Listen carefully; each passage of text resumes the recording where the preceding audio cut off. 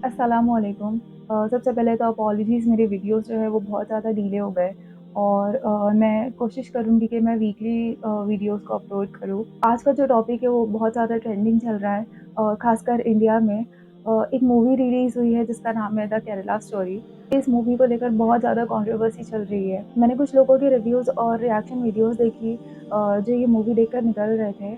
भारत के लिए एक सबक है। हिंदू अगर अभी भी नहीं समझ रहा तो फिर कभी नहीं समझ सकता। और वो इतनी ज़्यादा इमोशनल हो गए थे। बहुत अच्छी थी। जो ज्यादा भाईचारा निभाते हैं उनको देखनी चाहिए ये। मंतवारा कूट दे आदियों को। अपने धर्म के लड़के से प्यार करो।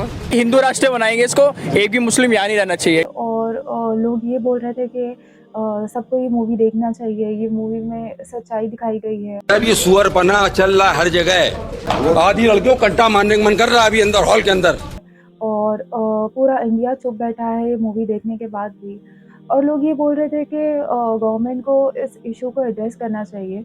तो गवर्नमेंट का तो पता नहीं, लेकिन मुझे ऐसा लगता है कि मुसलमानों को ये इशू को ज़रूर एड्रेस करना चाहिए। तो वीडियो स्टार्ट करने से पहले मैं चाहती हूँ कि आप लोग ये 2 आयतों को ध्यान में रखो। पहली है stand for justice even if it goes against yourself, और सेकंड है produce a proof if you are truthful. मैंने इस टॉपिक पर काफ़ी रिसर्च की थी, लेकिन बाकी यूट्यूबर्स और ध्रुव राठी जैसे लोगों ने इस पर काफ़ी फैक्चुअल वीडियोज़ बनाए हैं और फैक्ट्स बताए हैं, तो उनके वीडियोज़ आप देख सकते हो इंशाल्लाह। बट सैडली कोई भी मुस्लिम ने या फिर कोई भी मकतबा फ़िक्र ने इस पर कोई भी क्लैरिफ़िकेशन प्रोवाइड नहीं की। तो मैं एक तालिब-ए-इल्म, एक स्टूडेंट ऑफ नॉलेज, इस इश्यू को जो है इस्लामिकली एड्रेस करना चाहूँगी। तो आज मैं ये मूवी पर थोड़ा जो इस्लामिक पर्सपेक्टिव है वो बताऊँगी। हम सबको पता है कि मूवी में आईसिस को बताया गया है। तो सबसे पहले देखते हैं कि आईसिस है क्या? आईसिस के बारे में जो डिटेल्ड वीडियो है वो इंशाल्लाह मैं कभी और बनाऊँगी। पर अभी इंशाल्लाह मैं केरला स्टोरी के रेलेवेंस से कवर करूँगी। तो स्टार्ट करते हैं।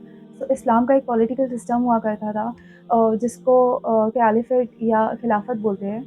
और इस्लामी के लिए अल्लाह सुब्हान तआला ने ये चीज़ हर मुसलमानों पर फ़र्ज़ की है, और दुनिया के मेजॉरिटी मुस्लिम्स ये होप करते हैं कि वो कैलिफेट सिस्टम के नीचे रहे। ये पॉलिटिकल सिस्टम नबी करीम सल्लल्लाहु अलैहि वसल्लम ने मदीना से स्टार्ट किए थे, और ये 1994 में ऑटोमन एम्पायर जो थे उनके कोलैप्स के साथ ही ख़त्म हो गया। तो ये एक रैशनल अंडरस्टैंडिंग है कि ये जो कैलिफेट सिस्टम है वो मेजॉरिटी मुस्लिम्स कंट्री में ही होगा, not in countries like India, US, UK.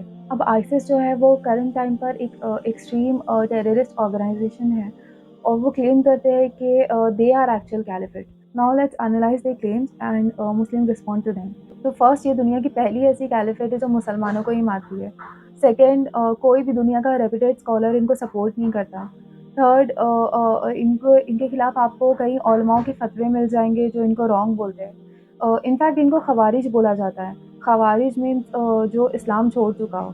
Fourth, जो इस्लामिक स्टडीज़ के लिए बेस्ट यूनिवर्सिटीज़ है दुनिया में, चाहे वो मदीना यूनिवर्सिटी हो या फिर अल अज़हर यूनिवर्सिटी हो, कोई भी इनको सपोर्ट नहीं करता है। यानी कि इस्लामिक वर्ल्ड में इनकी ज़ीरो वैल्यू है। ये पहली ऐसी कैलिफेट है जिनको अमेरिका और वेस्टर्न पावर ने फ़ाइट करने से पहले मुस्लिम्स ने फ़ाइट किया, और आज भी कर रहे हैं। एग्ज़ाम्पल इराक, सीरिया और Lebanon border tribe, and countries like Turkey, Jordan, Pakistan के बॉर्डर पर पठान एंड पश्तूस, और Taliban fighting the ISIS. When it's come to normal Muslims around the world, कोई भी इनको सपोर्ट नहीं करता, कोई भी इसको सही नहीं बोलता।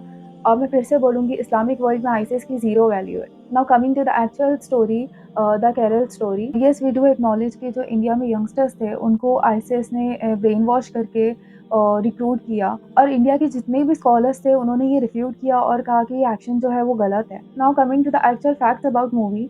तो इन्होंने क्लेम किया था, ट्रेलर में बताया था कि 32,000 गर्ल्स मिसिंग फ्रॉम केरला। ये स्टेटमेंट ट्रेलर में यूज़ करके उन्होंने ऐसा बताया कि 32,000 गर्ल्स को मुस्लिम ने ही उनका ब्रेन वॉश किया और फोर्सफुल कन्वर्जन किया और सीरिया भेज दिया उनको। ये स्टेटमेंट के खिलाफ कर्नाटका हाई कोर्ट में एप्लीकेशन फाइल हुई। तो बेस्ड अपॉन इंटेलिजेंस एजेंसीज के फैक्ट्स पर कर्नाटका हाई कोर्ट ने ये जजमेंट दिया कि सिर्फ 3 गर्ल्स थी जो वहाँ पर गई थी, सीरिया गई थी, जिसमें से 1 हिंदू थी और 2 क्रिश्चियंस थी। तो टोटल फिगर जो है वो 3 का था, 32,000 नहीं था। ये जजमेंट के बाद कर्नाटका हाई कोर्ट ने ये ऑर्डर दिया कि जो 32,000 का फिगर है उसको हटाकर जो 3 एक्चुअल फिगर है उसको रखो। तो फिल्म मेकर से पूछा गया कि आपने ये रॉन्ग फिगर क्यों बताया, या फिर ये गलत क्यों बताया?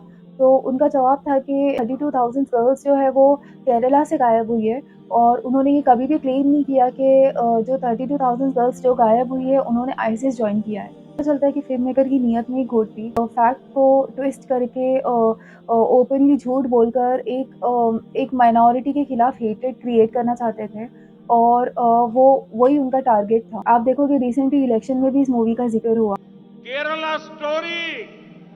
और इतना सब मूवी में झूठ होने के बाद भी मूवी को कई स्टेट्स में टैक्स फ्री कर दिया गया है। तो मेरा सवाल इंडिया के उन इंटेलेक्चुअल से है कि आप ये अलाउ कैसे कर सकते हो?